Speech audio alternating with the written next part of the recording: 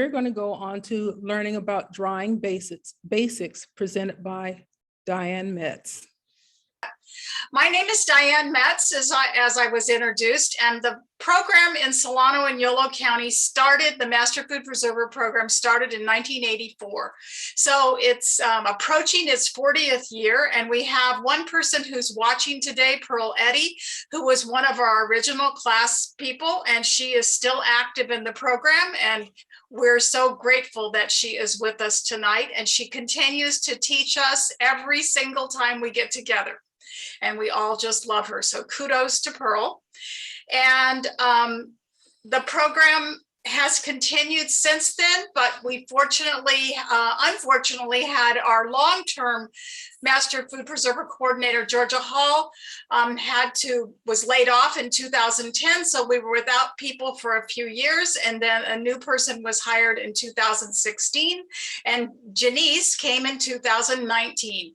So we are grateful to be chugging along and providing research-based information for you tonight. Tonight, I'm going to be sharing just a very basics on dehydration basics. It's a slide set. And if any of you have bought dried products, you know that they can be pretty pricey. These are dried tomatoes, and I don't remember how much they cost, but they were probably $5 or $6 just for this tiny little package. This is dried jerky. My kids love dried jerky, and drying it themselves inspired them to save a lot of money because they weren't paying $10 for this little package of dried jerky. So that one is produced by Yolo Yolo Land and Cattle Company in Woodland. So we do think that's cool because it's a local product, but it is pricey. So let's find out how to do it ourselves. And you can see I've got a dryer behind me. You've got some sunflowers on one side and a little dryer on the other. And we're gonna do a slide set first.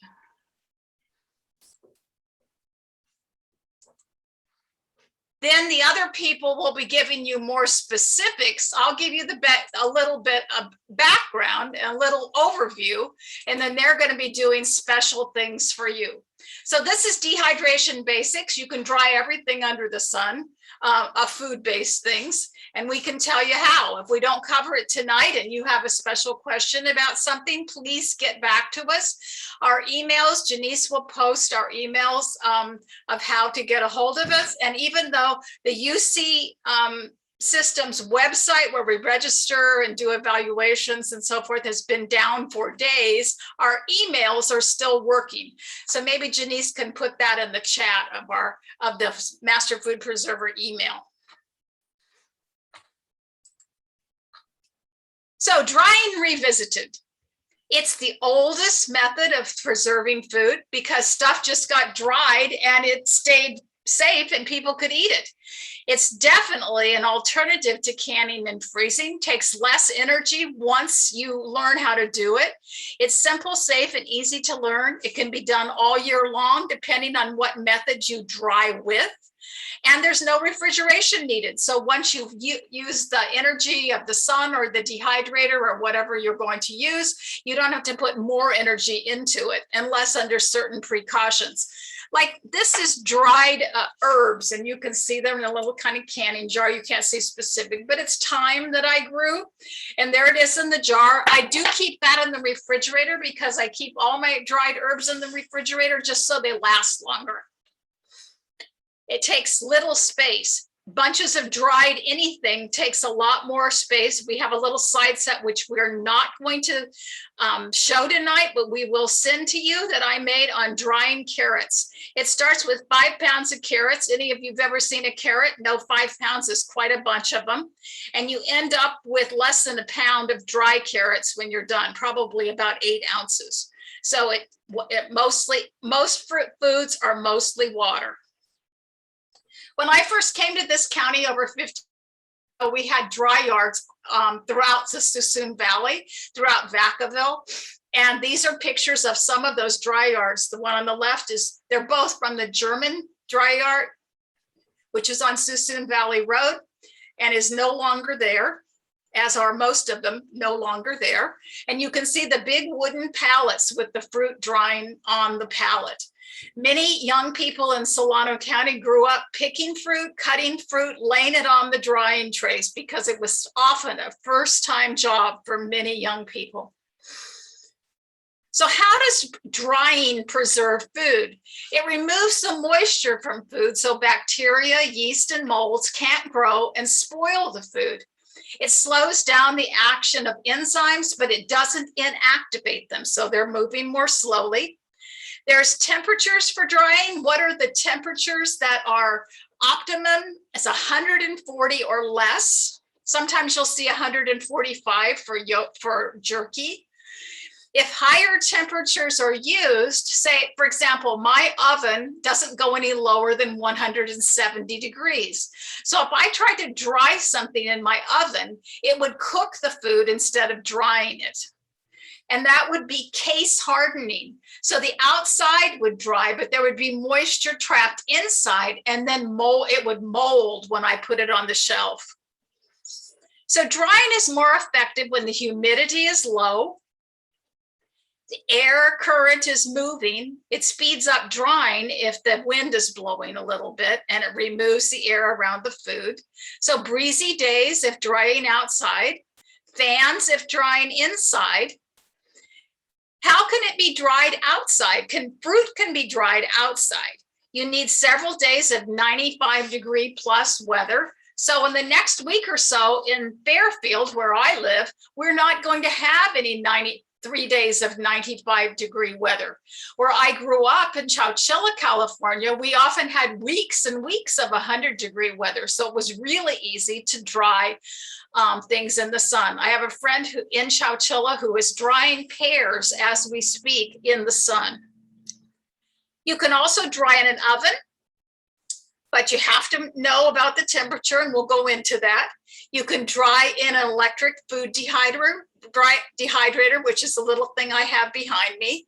You can air dry herbs, nuts, and beans. And for fruit, we're going to go into that a little bit. So you wash and core the fruit if needed, pit it.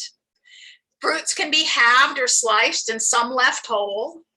Thin, uniform pieces dry the fastest and best. You don't want tiny little pieces and then a half a piece. That's going to dry irregularly because they're different sizes.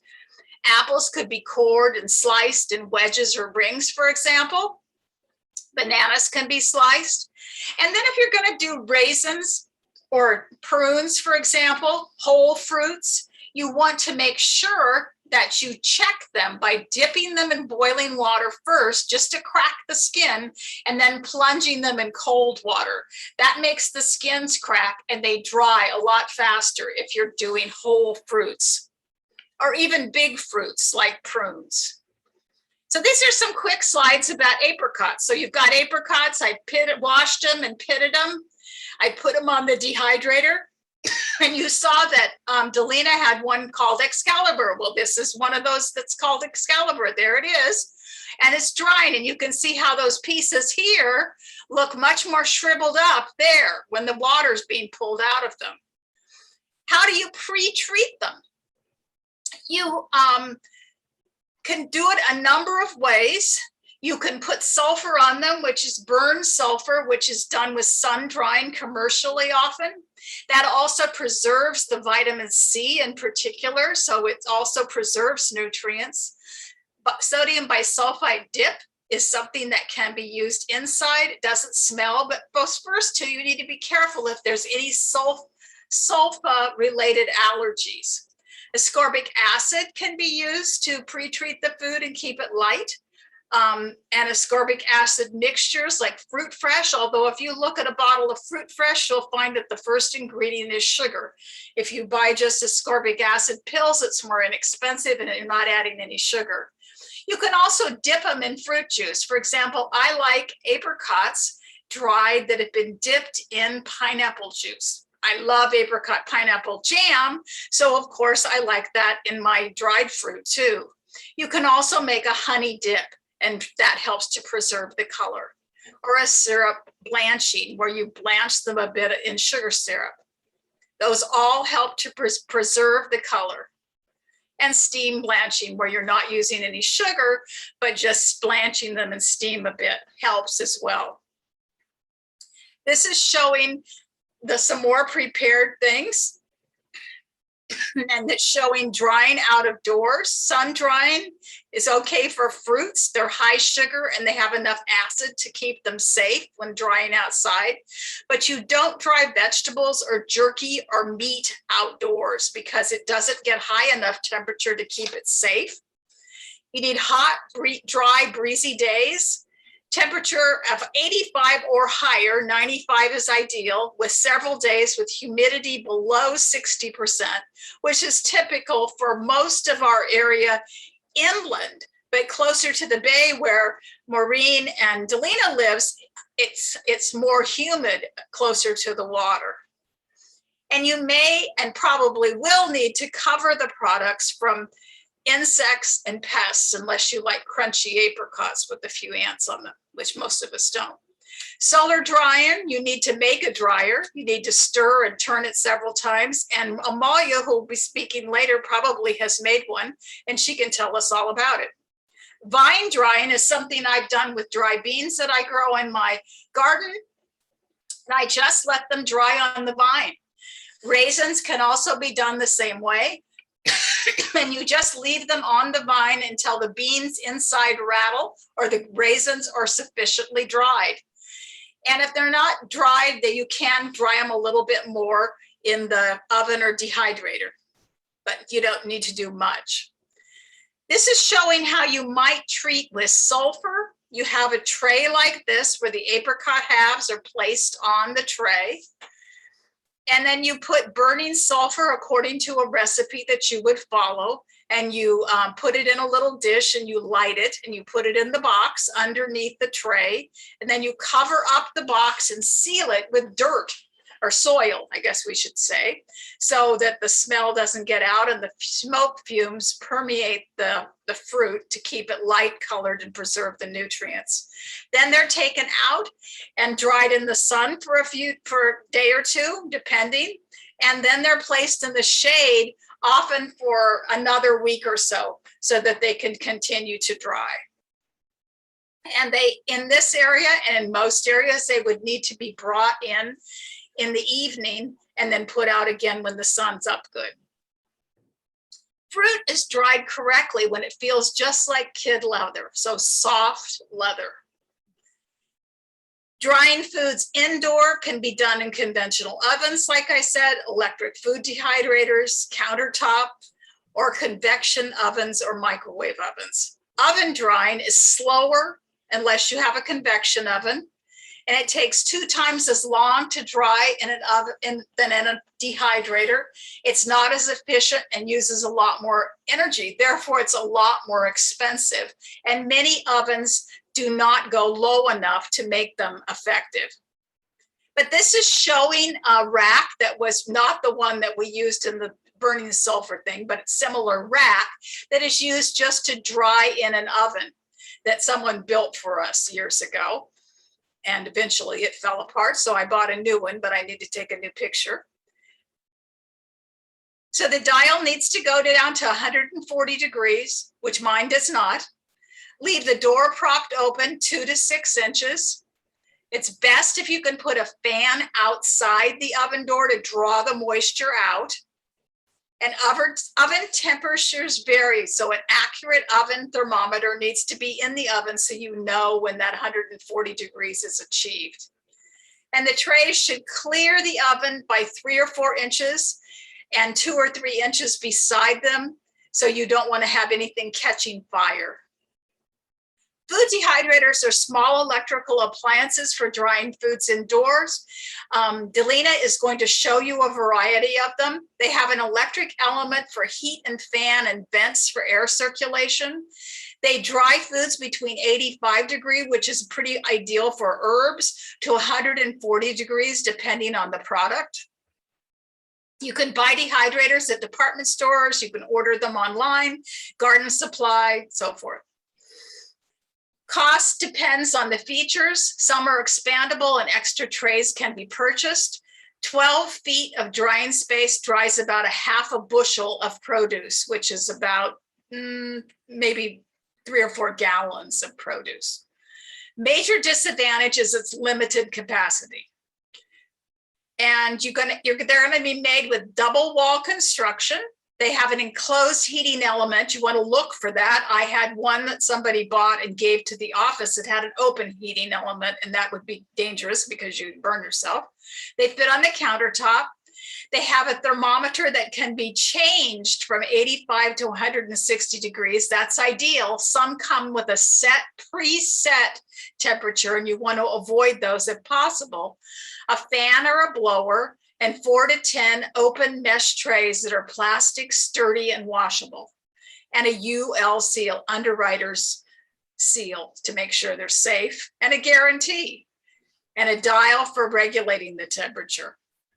And a timer is good, but it's not always available. I don't like to leave mine on overnight, even when I'm home, and I certainly don't leave it on when I'm not home. So there's 2 main kinds. One has a horizontal airflow, and they're just what they mean. The air comes from the back and it blows across the trays. It reduces flavor mixing. So supposedly you could do onions and peppers on one tray and apricots and pears on the other, and it wouldn't mix the flavors. I've never tried that. I can't really tell you if that would work, because usually if I'm drying food, I'm going to dry one kind of food at a time.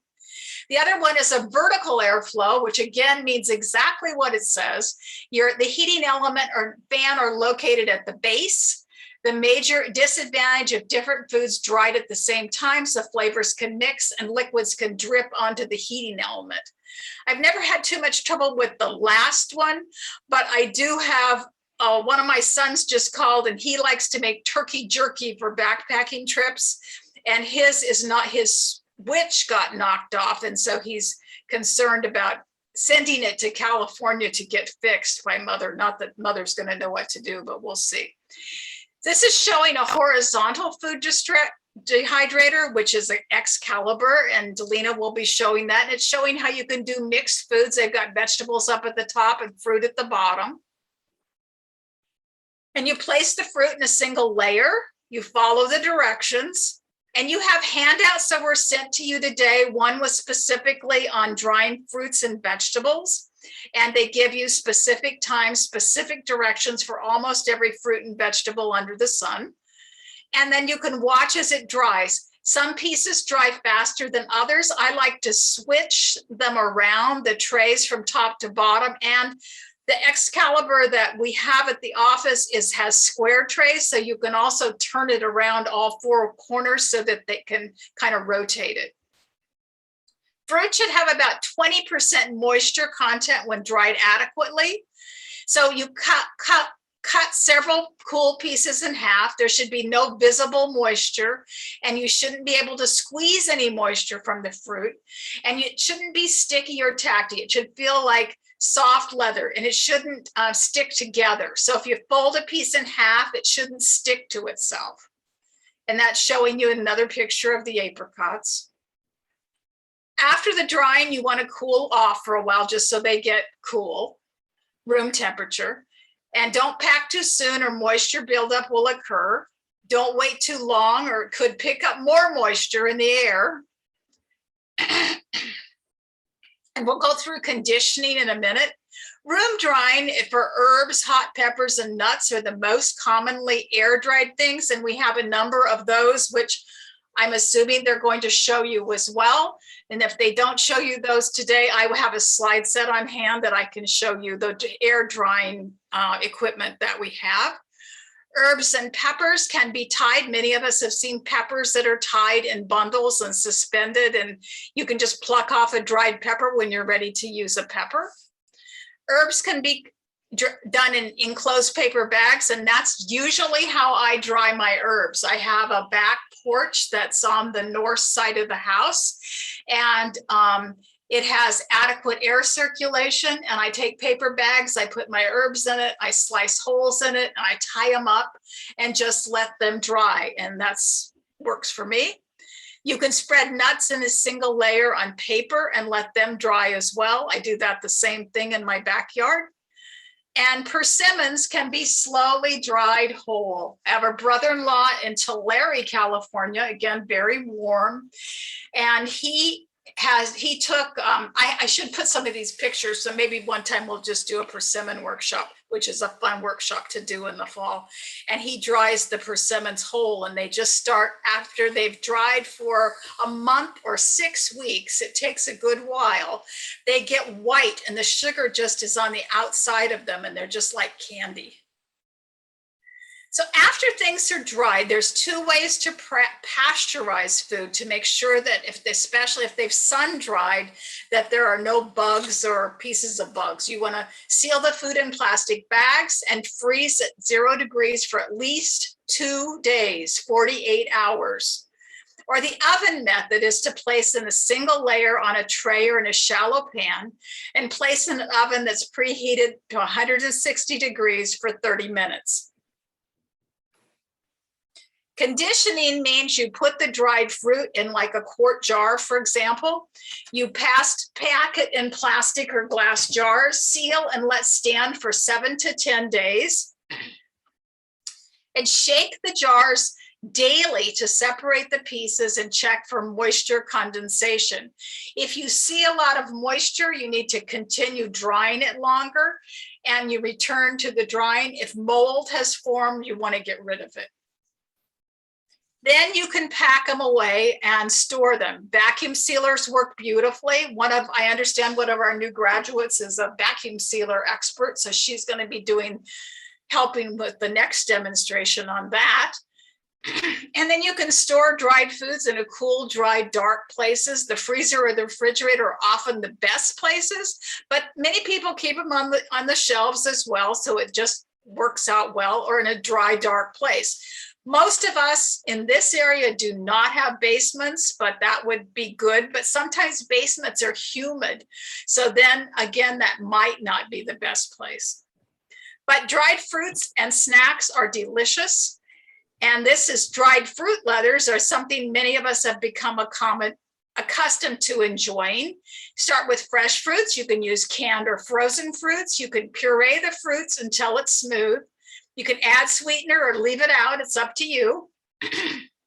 And you pour it very thinly and spread it very evenly on your tray.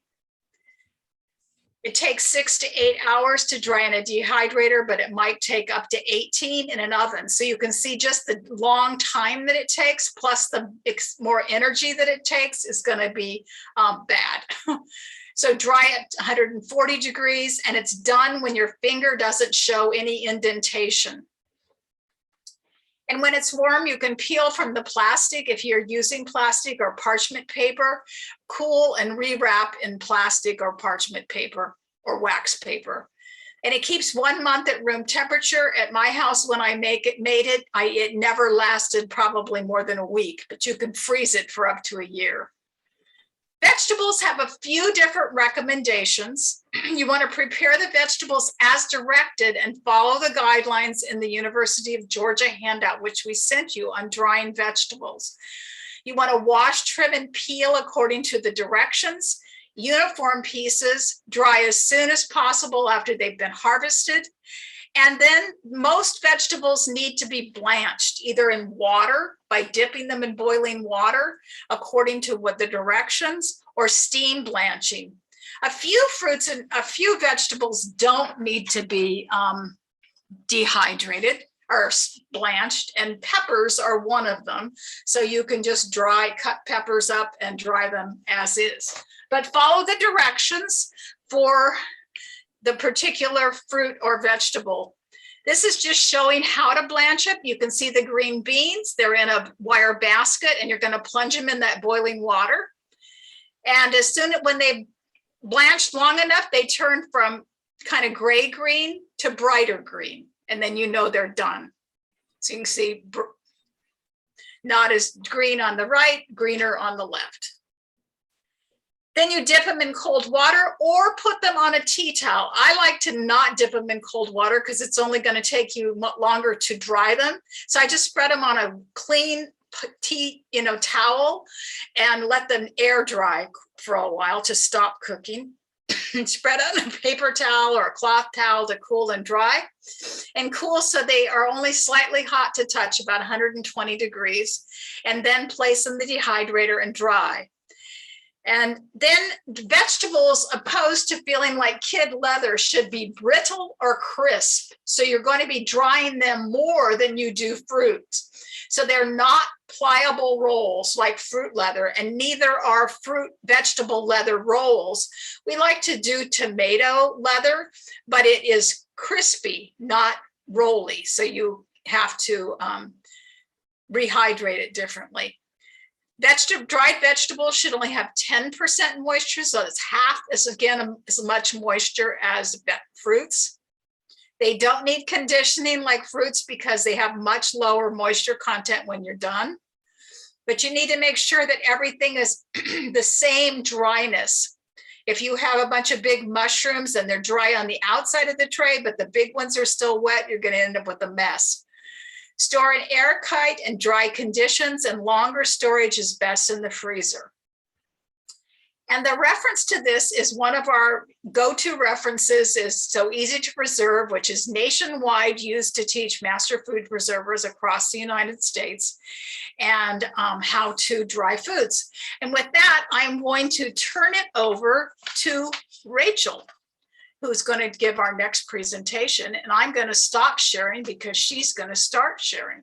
All right, thank you, Diane, for that introduction to a great transition to drying vegetables. So again, my name is Rachel. I am a master food preserver from the recent graduating class of 2021. And one of my favorite things that was already shared is dehydrated vegetables. So I'm actually sharing a video with you all. So we'll go ahead and cue up the video. I have some closing notes after that, and I'm happy to answer questions.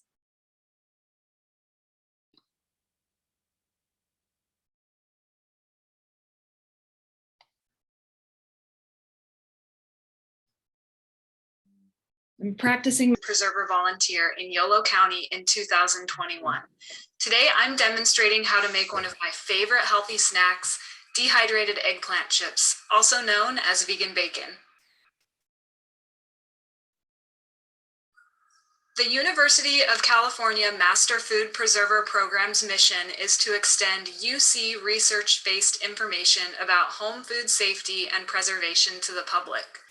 We are a volunteer organization within the University of California Cooperative Extension, trained and certified by the University of California, and guided by a statewide UC Master Food Preserver Program. It's always important to follow a reputable, research-based recipe or method in order to safely preserve food at home. The approved method I'm demonstrating today comes from the National Center for Home Food Preservation. The Drying Vegetables document, published out of Colorado State University, outlines steps for selecting vegetables, pre-treating vegetables to enhance quality and safety, and steps for drying.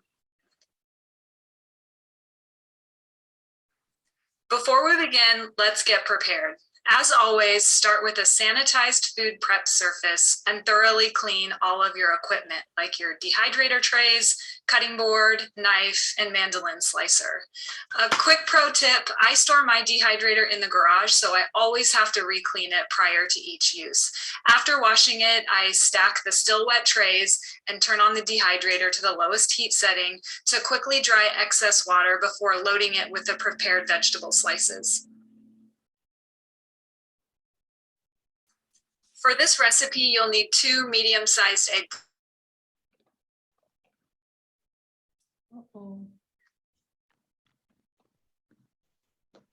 Is everyone hearing the audio, or did it go out? It's out. It went out. Low sodium soy sauce, 1 tablespoon of dark soy sauce for that extra brown color, 1 tablespoon of honey, 1 teaspoon of smoked paprika, 1 teaspoon of Worcestershire sauce, and a few drops of liquid smoke, but be careful not to overdo it. This stuff is really strong. Now let's get into making the chips. Slice the eggplant into 1/4 inch slices. I like to start from the side.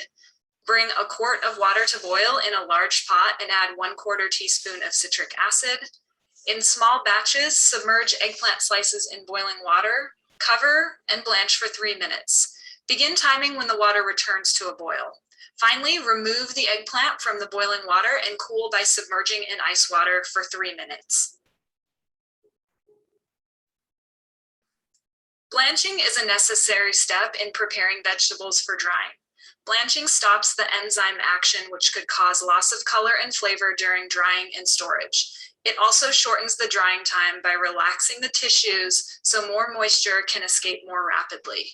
Blanching times vary and will be slightly shorter for lower altitudes and slightly longer for higher altitudes.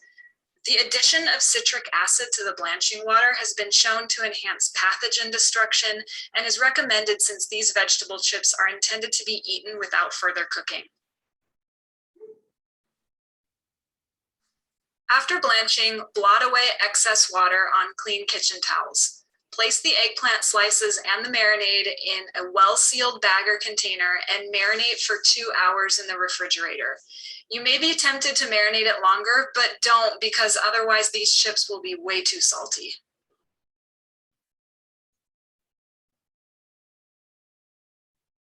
After marinating, blot away excess marinade from the eggplant slices on layers of paper towels. Loosely load the eggplant slices onto the dehydrator trays so they're not touching, and dehydrate at 140 degrees Fahrenheit for 12 to 14 hours until the chips are leathery and brittle. After the second hour of dehydrating, rotate the trays every 1 to 2 hours until the eggplant slices are fully and uniformly dried. That's it. Now you have a delicious snack. During storage, moisture must be kept away from dried foods, so store these chips in a plastic freezer bag, a glass canning jar with a tight-fitting lid, or a plastic freezer container. These chips will maintain their best quality and nutritional value if they're eaten within 12 months, so I hope you enjoy this recipe as much as I do, and thank you for following along. All right, so this is a pretty easy and tasty recipe, as long as you have the patience to wait for them for about 12 to 14 hours to dry. A couple things to point out through trial and error, just wanting to make sure that you all have the best success as possible if anyone is planning on attempting this recipe. Blanching instructions are usually kind of guidelines, and that was something that was kind of a little difficult for me to get through. I prefer a more thinly sliced chip, so it's a little crispier.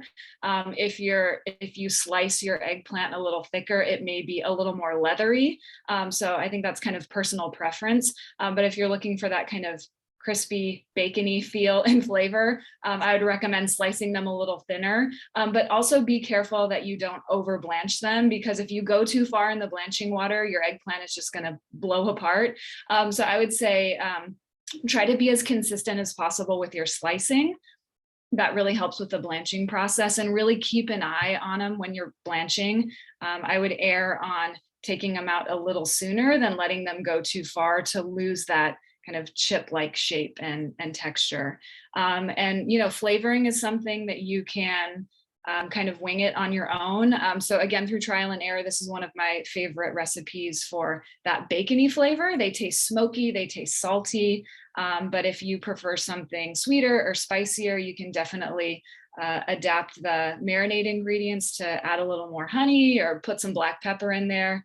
That flavor profile is up to you. So I hope some of you try it and enjoy it, and I'm happy to take any questions. If anyone has any questions, to drop in the chat or just unmute yourself right now.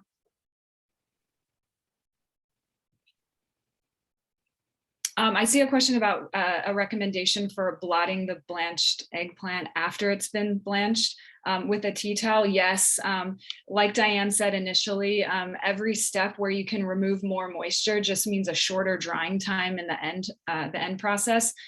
So slicing the eggplant thin and blanching it, blotting it on paper towels to remove that initial round of water that you've introduced. Marinating it for 2 hours and then blotting it on tea towels again, just to draw out as much moisture as possible.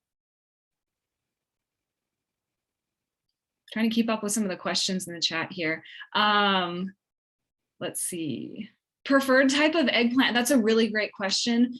This is actually one of my favorite summertime recipes because I am a member of a CSA and I get tons of eggplant in my CSA. And personally, I'm not a huge fan of cooking and eating the eggplant. So I don't have a recommended variety because I think everything turns out great.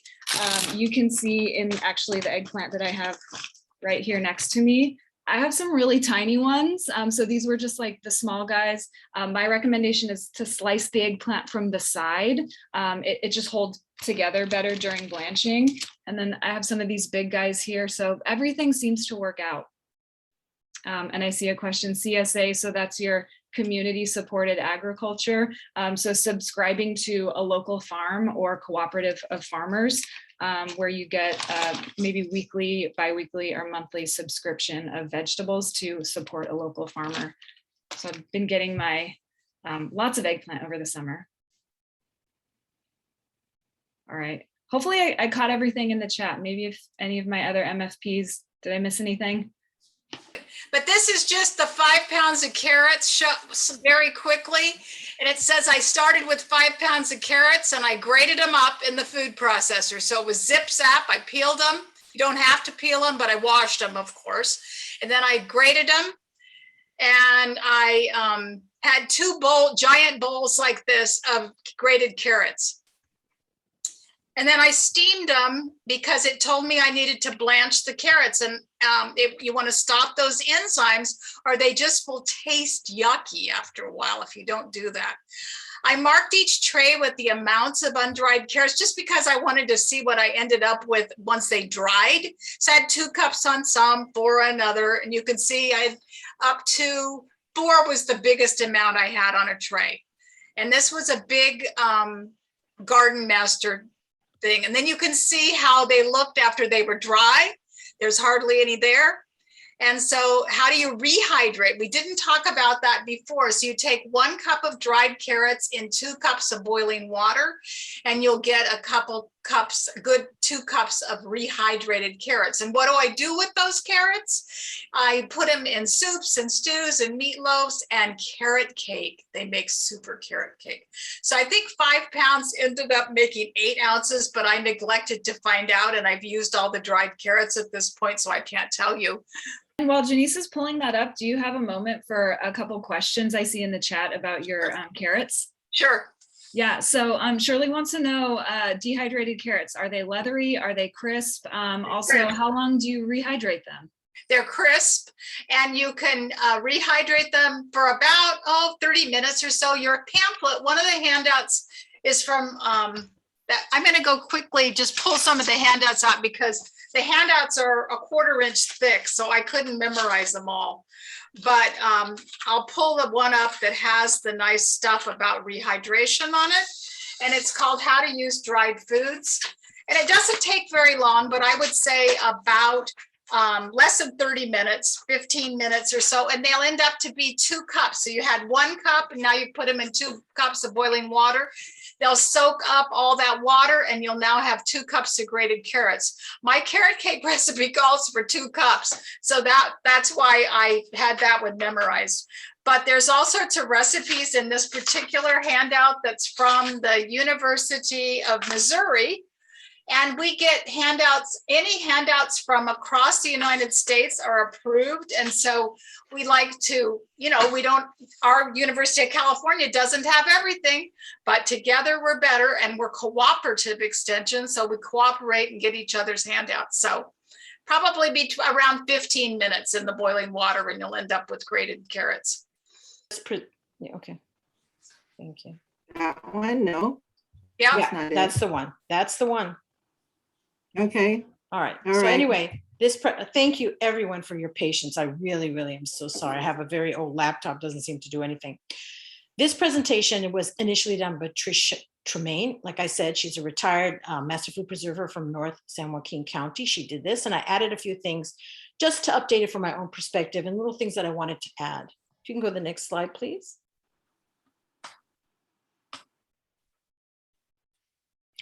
Okay, we're going to talk about drying herbs. Basically, leaves and seeds of herbs are used to flavor foods. The flavor comes from the oils in the cell walls of the plants.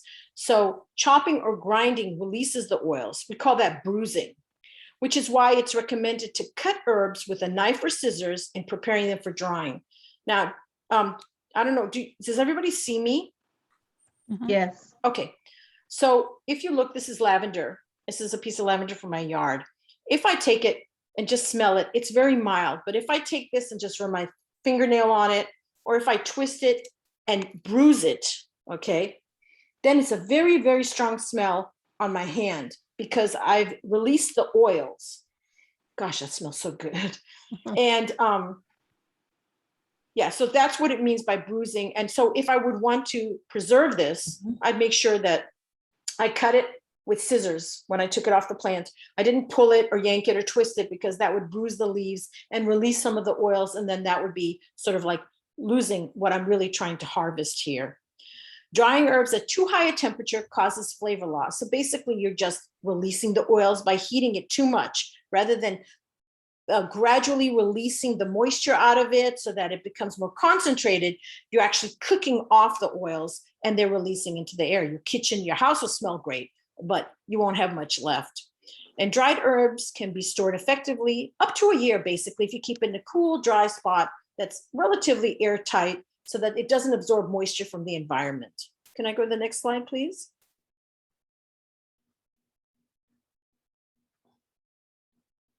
Okay, when we harvest herbs, the best time to harvest them is before they flower, okay? Now I'm gonna show you one herb in two different stages. This is an oregano plant that has flowered, okay? As you can see, this is one long bud and generally it has a little flower at the end. And as it starts off the little flower here at the point here and then builds up, and this is where all the seeds are. And if I were to crunch right here, I don't know if you can see, but there are little tiny black dots on my thumb. Those are the seeds. And even though oregano is not a perennial, here I have a big pot of it. And what I allow it to do is I allow it to go to seed like this, and it will self-seed in the same pot. And while it's doing that, because our weather is so beautiful, it still continues to give me fresh, beautiful oregano leaves and branches that I can harvest and cook every day. So just an idea that if you want to, this is going to be bitter and harsh and not have much of a good flavor, while this is, you know, sitting in the middle and just being wonderful. So and this brings a lot of bees, and it's a wonderful, what do you call it? Pollinator. Pollinator plant, or bringing beneficial pollinators to your yard. So if you have an oregano plant like this, it goes to seed. Don't worry about if it's flowering, but you definitely don't want to harvest this. You want to harvest these beautiful young tender branches.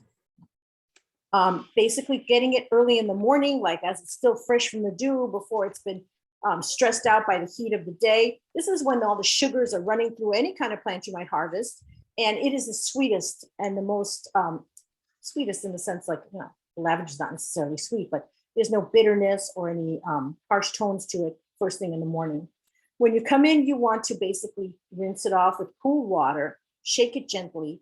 And if you see any bruised plants or any kind of like part of it that's a little brittle, that doesn't look like it has anything but twigginess to it, take that off. And then go ahead and gently pat it dry, maybe between some cloths that you might have in the kitchen, some paper towels, whatever it is. You want to remove as much moisture as you can. And again, you want to be gentle about it because you want to preserve all those oils. You do not want to bruise it. And I do highly recommend that you go ahead and label it right away, because once you start drying stuff, it kind of all looks the same. It's really hard to tell the difference between, let's say, you know, like dried thyme, dried oregano, dried basil. These are relatively hard. You have to kind of open and smell and try to make sure you got what you want. Next window, please.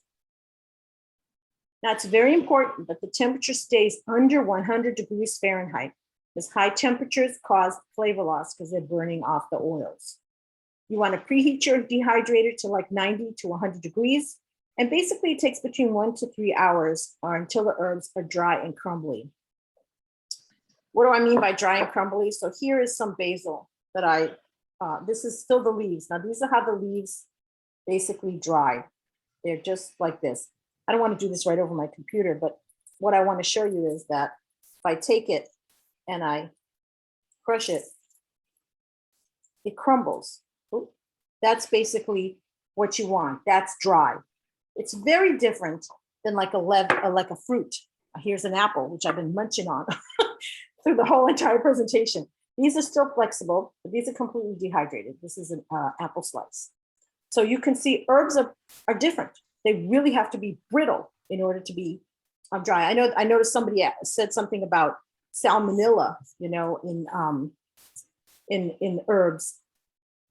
That's some herbs, if you just hang them to dry, will take weeks to dry. And so you do get a higher chance of mold developing. So you don't want something that looks wilted or want something that is flexible. You want something that is brittle and breaks when you handle it. And when you're considering dehydrating things that are really small, like here's a little bunch of thyme that I took out from the front yard today, very tiny little leaves here. When you have a dehydrator, sometimes there'll be the regular rack. Let me show you. I mean, we saw from the other presentation, look at how big these holes are from a regular rack. There's also something like this, which would be pretty good for, this is a liner for that rack. And this is going to be really, really pretty good for, I guess, really everything that you might want to dehydrate, so maybe some seeds that might be smaller. And if you find that you have difficulty and things are getting brittle and falling through the holes, then you can try one of these. These are really made for fruit leather. But again, if you're, they're so lightweight and they crisp up and they crinkle and they take shape. So a lot of air can flow around it, even though you put it on something that's solid like that, which is really for like making fruit leathers. That's very effective as well for dehydrating herbs. So you can put these liners or get these liners for your dehydrator. Can I go to the next slide, please? Microwave drying. Okay, so you can microwave dry herbs. You never dry more than 1 or 2 cups maximum in microwave, and you can use what do you call it? Paper towels, but make sure that they're not the recycled ones, because they have little bits of metal or something that might cause your microwave to spark. So you want to be careful about that. That's one way that you can also do it. Go ahead to the next one, please. Yeah. And it says here, you just run them for about 30 seconds until they're almost dry, and then you allow them to dry at room temperature. So what you're doing is you're initially just withdrawing as much moisture as you can by zapping it, but not to the point where you're burning them or cooking them. So 30 seconds should be it, 1 or 2 cups of herbs. Some things that are, I guess, commonly used in a microwave would be parsley, celery leaves, chives, thyme, and sage. You should check your owner's manual about if it says anything about drying herbs for your microwave. Next slide, please. Then there are different kinds of herbs. You have the more delicate herbs and you have the more sturdy herbs. Certainly something like lavender is what I would consider a much more sturdy herb. I mean, this thing. And then of course you have something like mint that is kind of a little bit more delicate and fragile. But anyway, so they can be tied in bunches, which is actually what I've done here. I've tied this in a little bunch, and I've tied this in a little bunch, and I've tied this in a little bunch, because when they dry, they stay intact. They don't like crumble and fall apart and fall down necessarily. So you can do this and you can air dry them in bundles. Now, I know that we've done a lot of temperatures. Some say 85 degrees or higher, some say 95 degrees or higher, some say, low humidity. Basically, if I remember correctly, when we were first trained, it said it should be 90 degrees or higher, minimum 90 degrees, and it should be less than 10% humidity.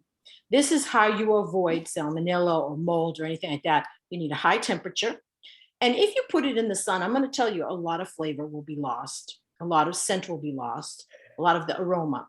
So if you can keep it at 90 or above and 10%, less than 10% humidity, you can put it out, not necessarily in the sun to dehydrate, but outside. Air drying can take weeks. Sometimes people will hang them up along the string, which I've done in my kitchen. I've also done them on command hooks, like when I tie them in this little bunch. And you want to make sure you don't make too big a bunch. You want it to be kind of like spread out, so it will a lot of airflow between them. You don't want a big dense bunch. Hang it on a little command hook. It's actually very attractive. Or string across your kitchen window. and then hang them with little hooks or twist ties. And I use elastic bands because sometimes when herbs dehydrate, they shrink up, and you don't want, if you have like a little twist tie or something, that they fall out. What's great about these is that when I come over, I can take a little small saucer and crumple it up, and it falls into my saucer, and then I go and I throw it into the pot that I'm cooking. Now I have these fresh outside, so I don't really do that anymore. But when I was living in an apartment and I was buying my herbs or getting them from my friends, I would go ahead and do that a lot. And I would have all kinds of different herbs hanging, and I just thought it was beautiful. A quick tip though, and I think it's on the next slide. When you air dry your herbs, you need to do one of two things. You either put it in the freezer for at least 48 hours, if you had it outside, and you need to heat it up to 160 degrees for 30 minutes. This will get rid of any insect larvae or eggs that have been laid, or even any kind of anything that a fly might have gone on top of them or whatever. And that will kill off the bacteria from your herbs. So that's something to keep in mind. Things like, for instance, it says here, basil, tarragon, lemon balm, and mints, they have a higher moisture content. So here it's telling you that what you might want to do is hang them up, like I was suggesting. You can put them in brown paper bags, and you cut slits into the bags so air will flow. Now, if you're going to hang it in your garage or someplace like that, you might want to do that, because that'll keep a lot of dust and dirt off of your herbs as they're drying. And like I said, it can be a long time for herbs to dry that way. So keeping a good eye out on how they're drying and making sure there's good airflow and low humidity is essential if you're going to do air drying or outside drying. Can you go to the next slide, please?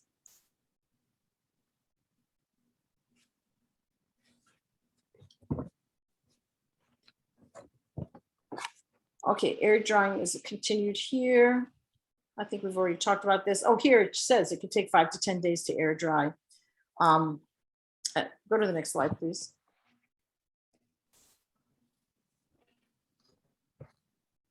And again, this is about testing for dryness. To be honest with you, right? You wash them. It Wash says you what? don't wash prior to drying? Of course you do. Yeah. Okay. Well, we talked about washing them, patting them dry, Yeah. and doing it gently, not bruising them. That's for any kind of drying that you're doing, whether it's a microwave, whether it's the air drying, or whether it's the dehydrator. You bring it in from outside, you want to rinse it off. Let's see here. We do recommend that if you do dehydrate your herbs, don't crunch them up and make them into a powder. Unless you really want a powder, you're going to be using them pretty relatively quickly, like within the next 2-3 months. Because when they start to lose their potency as soon as you start crumbling with them, crumble them up, because that kind of releases all the aroma and the oils. So if you can leave them intact, like I did with this basil. I left these leaves intact. They even have a little bit of stem on them. I don't know if you can really see, but like this is one that's still on the stem, and I'll just crunch that up, and I'll leave the stem in there. That will, if I put it in a stew or a soup or something, that will come right off and just be very flavorful as well. Same with cilantro. That's something where I think the stems have actually better flavor than the leaves themselves. Can you go to the next slide, please? Storing your herbs. You want to keep them in relatively airtight containers. I did talk in other presentations about when to use an oxygen absorber and when to use silica, food grade silica gel absorber. These all need to be food grade. And that would have to do with water content in the product and also oil content. So herbs tend to be more oil content. They absolutely have, once we've dried them, have no moisture content. So you probably want to use the gel, the silica gel, food grade preserver, if you want to keep it for a very long time.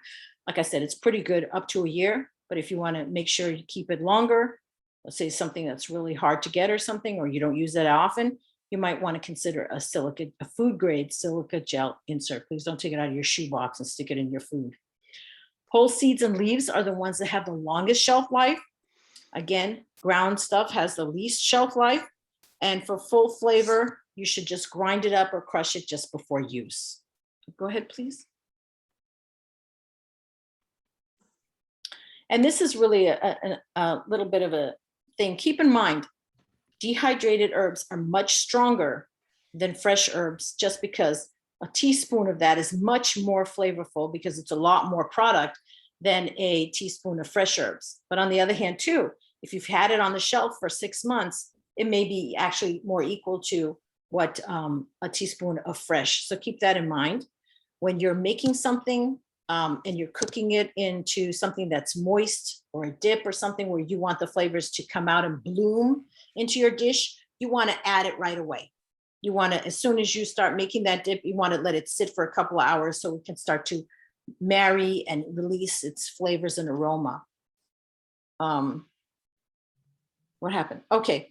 And then if you're cooking it in a stew or something like that, where you can add that last minute so it doesn't completely break up and just disappear. Go to the next slide, please. These are the sources that were found for this thing. I just thought it was kind of interesting. I found something that I thought was interesting. The first dehydrator was made in France in 1795.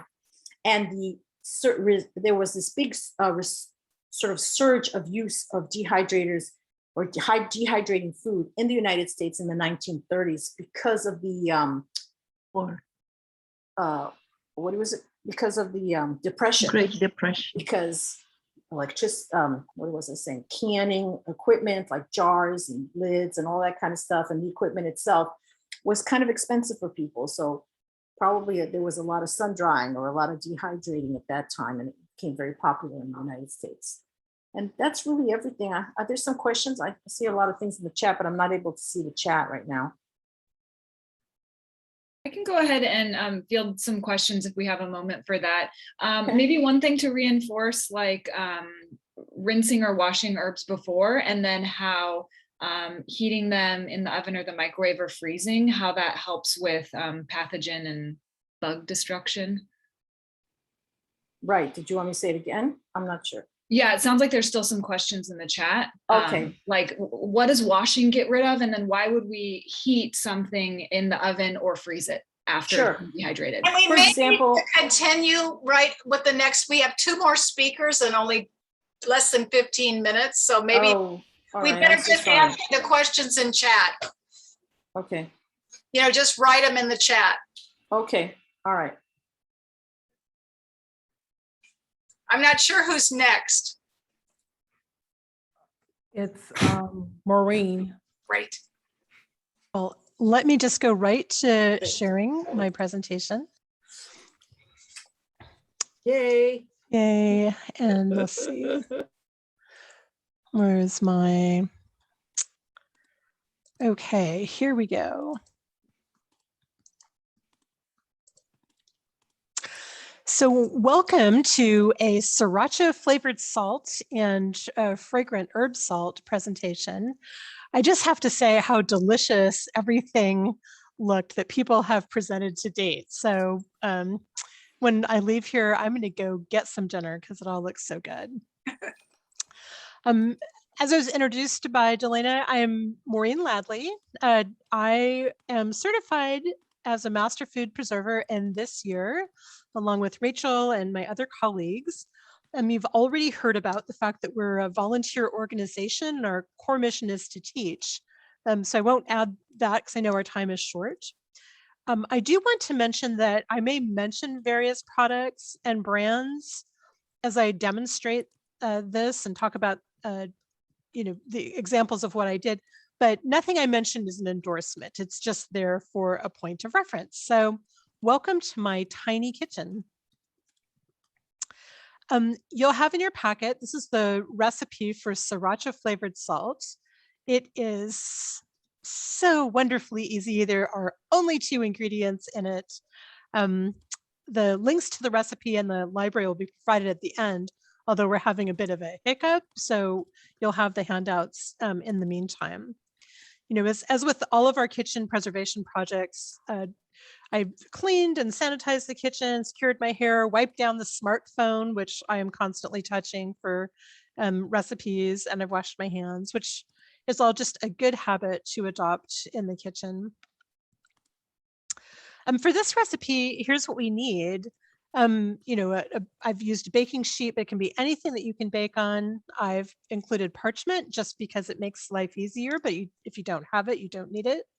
You'll need a mixing bowl, a whisker, a fork, a half-cup measure, a teaspoon, and of course our 2 ingredients, sriracha and kosher flavored salt. I'm sorry, kosher salt.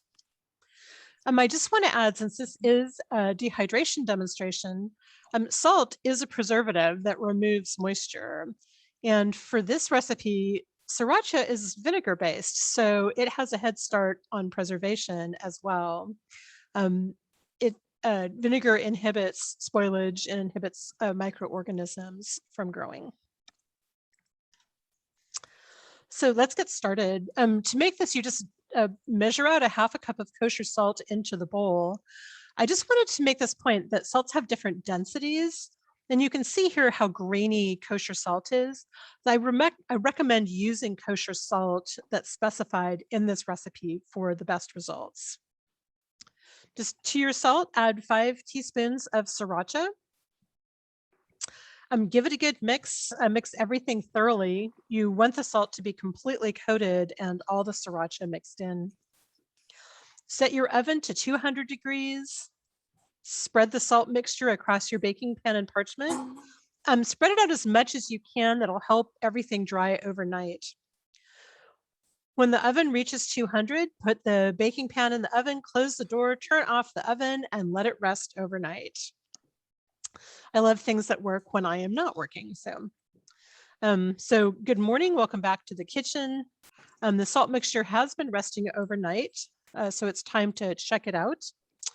As it was mentioned before, I live in Berkeley, which is not a dry climate. So oven drying is a nice way to do it. I have tried to do salts before just as air drying, and that does not work for my environment. So this did have a little bit of cohesion as it dried from the sriracha. So we just simply broke up the lumps.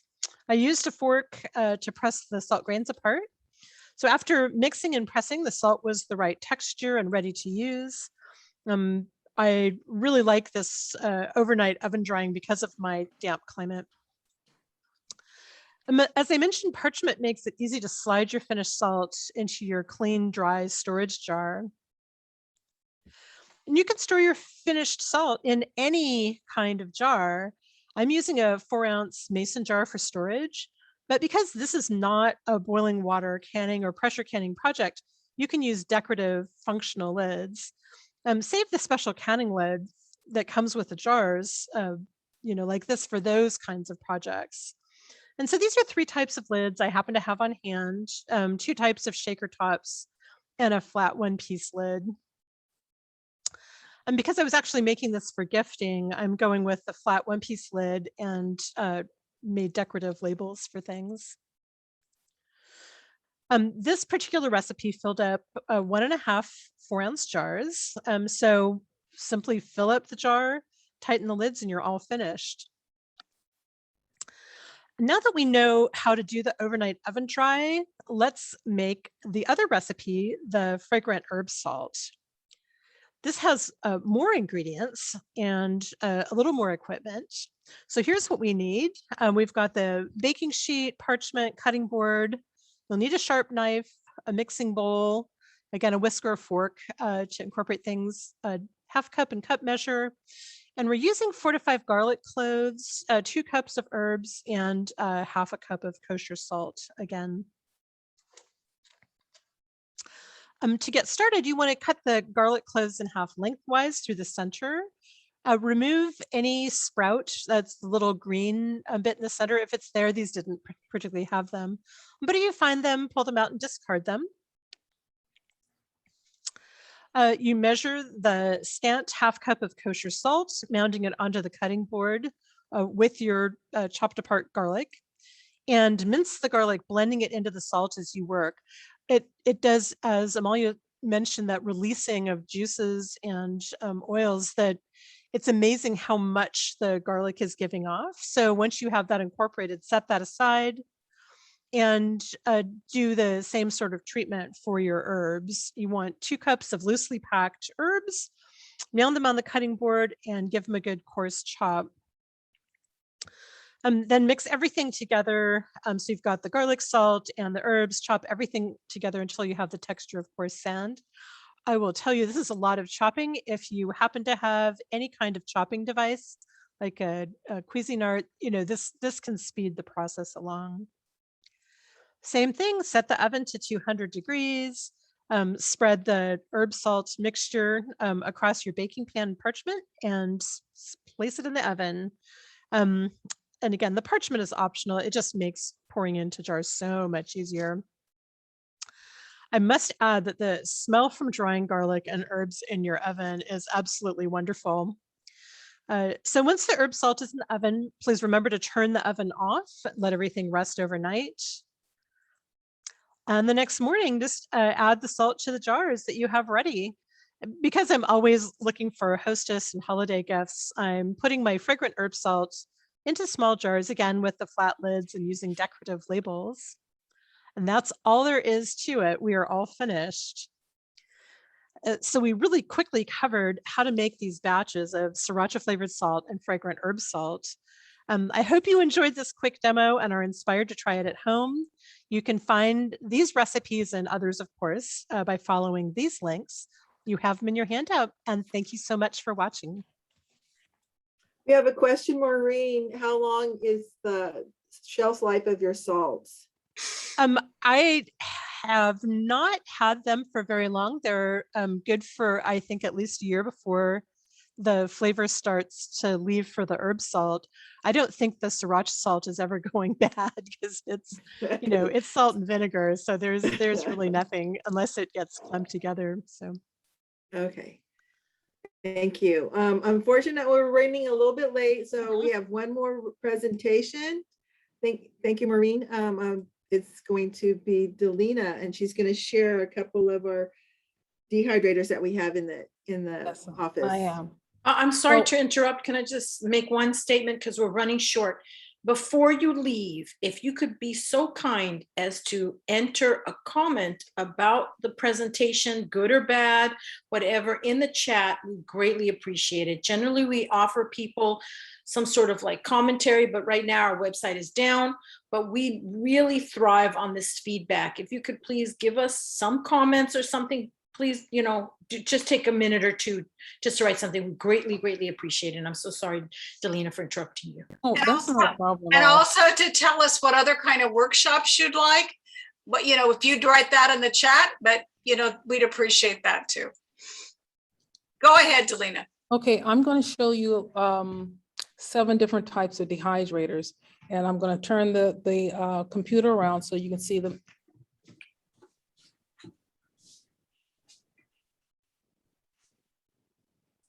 Okay, the first one here is an Excalibur, and this one has about 15 square foot capacity with 9 trays.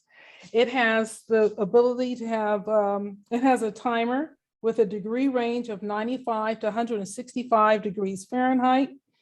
It is American built, and there is a great range of prices with it.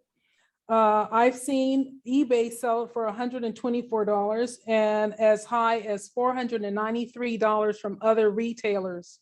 There is a smaller Excalibur, and the dials here that are in the back for the heat and the timer on the other, some of the other ones come up and sit vertically up. This is more on the horizontal plane. The smaller one is about half the size, and I'm assuming it's about half the price. I'm not quite sure. It has airflow it draws all the air to the back. And so this will enable you to dry multiple different types of vegetables or fruits at the same time. And the flavors will not mingle.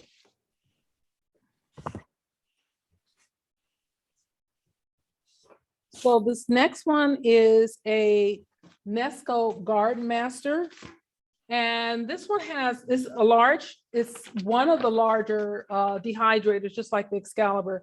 But this one has a tendency to, you can stack multiple trays on it up to about, I'm not quite sure, but I've seen it get about higher than twice the height of this. And you can buy them separately as needed. And you can, of course, if you want to make it smaller, if you have just 2 or 3 trays that you want to fill, you can do that too.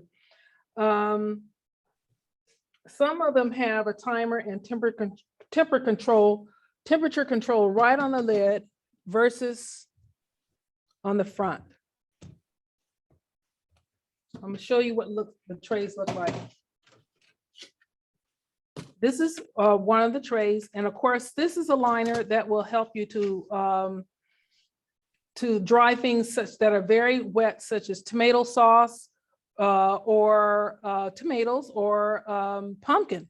Actually, we did that one year. We dried some pumpkin and reconstituted it later and made a pumpkin pie from it.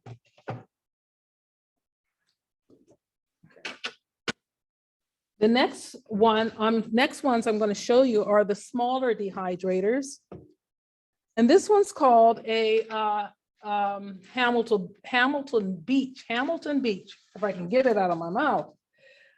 This is just great for workshops, and there is a variable temperature and timer control on it in the very front. I'm sorry, I thought you could see it right there.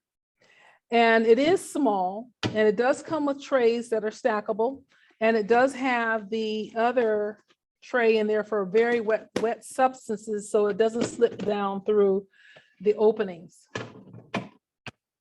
It has the temperature, I mean, the price ranges I've seen for are about $65 on the average.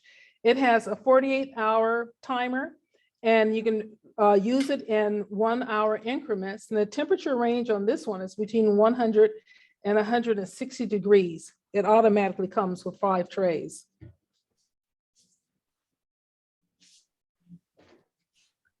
Okay, this tiny one here is called a Presto with temperature and time control.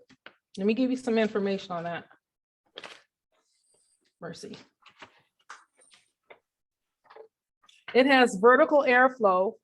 In fact, all of them except for the Excalibur have vertical airflow, meaning that the air comes up from the base and comes up through the top. And that's what helps dry the food. And with vertical airflow dehydrators, it's probably your best bet to be dehydrating the same thing, because the flavors will mingle. And this next one is called a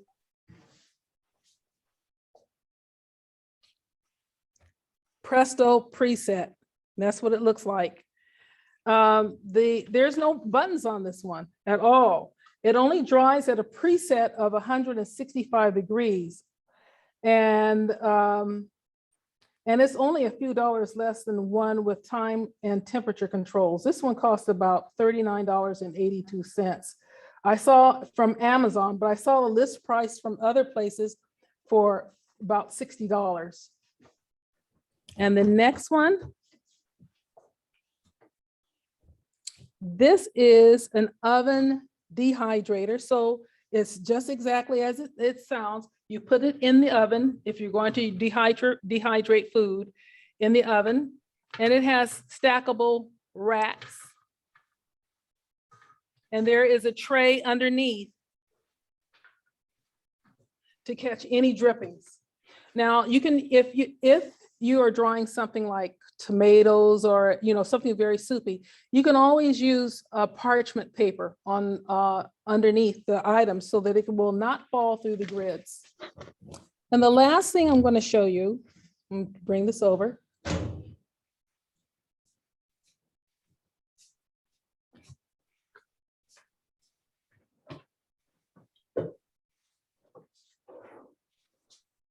This is an air dryer, and it's very economical. And in the Bay Area, especially in Berkeley, this is really not a good thing to use.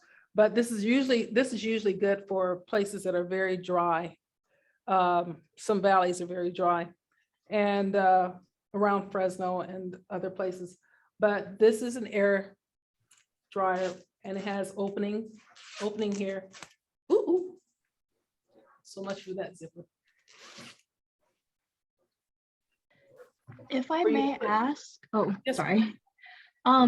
If you were to leave it to air dry, leaving it out in the sun, does it also have a difference after you dehydrate it? Like, would it make it stale or something if you leave it in the sun as well? Well, I'm not quite sure what you're asking, but I do know that at night you need to bring it in because the temperature will drop and what you have dehydrated will become moist again and enable it to start molding. But the question, I'm not I quite sure. think what she's asking is about being in or out of the sun. So ideally, if you can get the temperature above 90 degrees and the humidity less than 10%, which is pretty easy in Fairfield and Sacramento and things of that nature, as long as it's not the wintertime, you can dehydrate it very well out of the sun. And it does, but putting it in the sun will kind of bleach out. It will sort of like ignite the oils in a way, to the sense of like making them volatile and release. I don't mean like a fire. I mean just release from the herbs. So you do, if you can, want to keep it maybe in a sunny window, but not in direct light in general. If you want it, if it's something thicker, like I have made my own chili powder out of some very hot chilies, you do want to cut it up into smaller pieces, and you want that not only in the sun, but I put foil on the bottom of my pan to reflect in the heat. Some people will put a black surface, little racks, and then put the fruit or vegetables on the rack in the sun because it's a thicker food item, like a bell pepper. So it depends on the fruit and depends on the weather. Okay. And Thank you. in the Yeah. air dryer, you'll also want to know that you notice that the trays were vertical. And so the top one would get exposed to the sun, but those under would not get exposed to the sun. Mhm. So it's fine for herbs and the things we talked about using for air drying, but you wouldn't do it for fruit or things like that unless you had separate trays. And then after it's dried for a few days in sun, then you can put it in the air dryer and let it finish drying. Okay. Now, there are about 9 things that you should consider when buying a food dehydrator. You want to look for these in particular. 1, does it come with an instruction manual? 2, thermostatically controlled temperature dials with settings between 130 degrees Fahrenheit and 150 degrees Fahrenheit, and the ability to maintain a temperature of 145 to 155 degrees is needed for safe jerky. 3, a fan to distribute the warm air evenly throughout all trays. Number 4, dryer trays or racks made of food grade stainless steel, Teflon coated fiberglass or plastic. 5, easy loading and unloading features. 6, outside surface made of hard plastic, aluminum or steel. Double wall construction with insulation materials between the walls as desirable to reduce heat loss during use. 7, enclosed heating element. 8, appropriate number of trays for your use.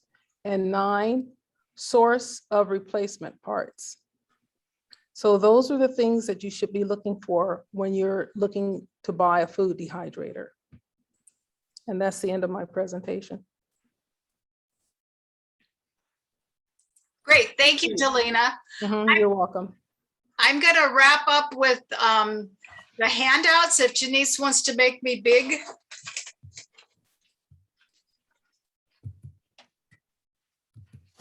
There we go.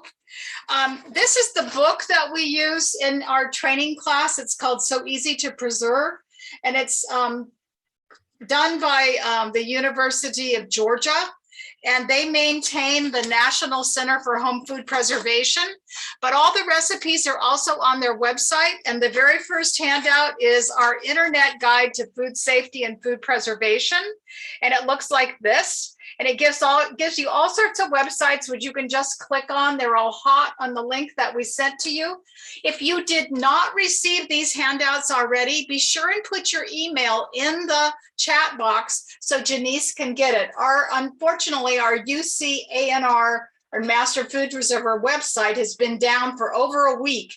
And so it's been very difficult to send and get things. And so we didn't have all your names. But that's the first handout. Then there's the one that I talked about that's also from the National Center or the University of Georgia, which is on drying fruits and vegetables. Gives you all the minutes that you should use and to blanch and specific directions for lots of fruits and vegetables. It's quite thick and it goes on with all these different directions so you can see. And then the next one is the vegan eggplant bacon that we're all dying to try. That looked so yummy, Rachel. Thank you so much. And I waited this afternoon to print these because I didn't have Maureen's handout, but I hope all of you really carefully wrote those recipes down, or I hope Janice will send it to everybody later, because all I have is the herb salt one and not the sriracha one. I've already memorized it. We have half a cup of kosher salt, and I believe, how many tablespoons, Maureen? Unmute. Five teaspoons. So half a cup of kosher salt, 5 teaspoons, and Janice has the recipes. Okay, so great. You know, and you had the links on the slides. So I'll send it out after this class. I have it typed up now. And then we have how to make fruit leather. We did a workshop fairly recent. Well, not recent. I didn't do the workshop, but I just put these together for Sonoma County and vegetable leather. And that's right off the National Center for Food Preservation. So it's not like it's anything special. Then we have pickle powder. Making powders was not recommended with herbs, but I'm drying tomato peels right this minute to make tomato powder.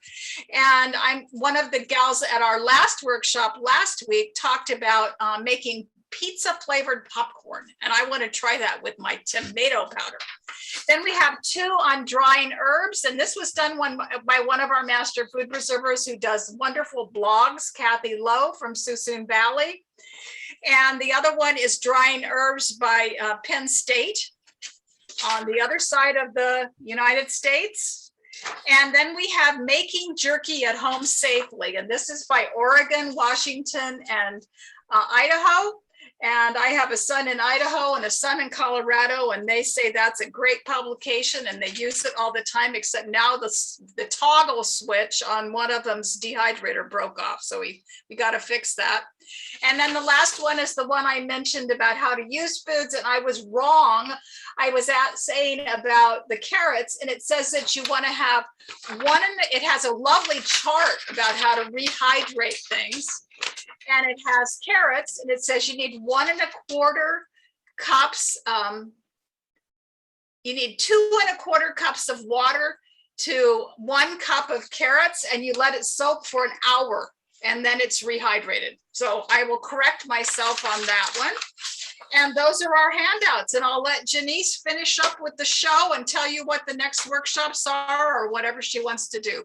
Thank you all for coming and staying late. We apologize for running over. Hey. Oh gosh, I'm stuck in my chair. What a day.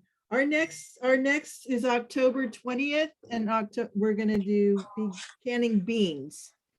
And I haven't been able to put that on the website yet because the website is, that's it. And the workshop is actually growing, preparing and preserving. And one of our farm advisors, Rachel Long, is going to be giving a major piece of that presentation on growing them. And I believe Amaya is doing the slide set on how to can them. And Denise is going to show you how to freeze them. And I don't know who else is going to talk, but it should be an outstanding information talking about local agriculture and how to use them. I had never canned dried beans myself, and I did it last year, pressure canned them. And we just think they're so much better than commercially canned ones. So I must say I'm getting locally grown beans and using them. So I'm a fan of dry beans. So we look forward to that workshop, and we're very, very honored to have Rachel Long present with us. So stay tuned. Linda, one of the questions that you asked was the bay leaves. I have a girlfriend that has a bay leaf tree, and I just pick all the leaves, I wash them, and I just put them on a paper towel on a cookie sheet, and I just laid them out for them to dry. And I didn't put them in a dehydrator. And another thing, Ari, you asked about the grape leaves. Yeah, the grapes off the grapevine. I just wash them, and I haven't made them into raisins. I always steam juice them. And another one of the questions was about the persimmons. The persimmons, there's the fuyus are the ones that are like you eat like apples. So if you just slice them and you can put whatever spices or just dry them by themselves, and they're delicious. But what I've heard from one of our master food preservers, she takes the hychias and she slices them while they're still firm, and she says they're delicious. They sweeten up, and it also, if the hychias are the sweetest supposedly when they're mushy. And one way to hurry up and make them mushy is to put them in the freezer overnight, and then you can make them into fruit leather.